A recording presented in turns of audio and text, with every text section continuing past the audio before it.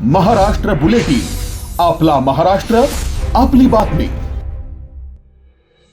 देवळा तालुक्यातील कापशी येथील कोळधेर डोंगराला सोमवारी दुपारच्या सुमारास भीषण आग लागल्याची घटना घडली आहे। या वनव्यामुळे परिसरातील पर्यावरणाचे प्रचंड नुकसान झाले असून वन विभागाने या घटनेची कसून चौकशी करावी अशी मागणी स्थानिक नागरिकांनी केली आहे। भावडबारी घाटालगत असलेल्या कापशी गाव शिवारातील कोळधेर डोंगरावर सोमवारी दुपारी अचानक आग लागली। उन्हाळ्याचे दिवस असल्याने आणि वाऱ्याचा वेग जास्त असल्याने आगीने पाहता पाहता रौद्र रूप धारण केले।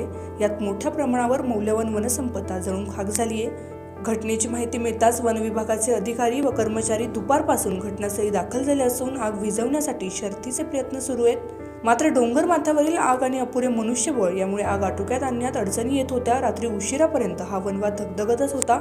या आगीत अनेक पशुपक्षी होरपळले असून लहान मोठे वृक्ष आणि गवत जळून गेल्याने पर्यावरणाची मोठी हानी झाली अशी खंत ग्रामस्थांनी यावेळी व्यक्त केली आहे। उन्हाळ्यात वारंवार घडणाऱ्या अशा घटना रोखण्यासाठी वन विभागाने अधिक सतर्क राहावे आणि आगीच्या कारणांचा शोध घ्यावा अशी मागणी डोंगर पायथ्याशी राहणाऱ्या गावकऱ्यांनी केली आहे। महाराष्ट्र बुलेटिनसाठी सोमनाथ जगताप, देवळा।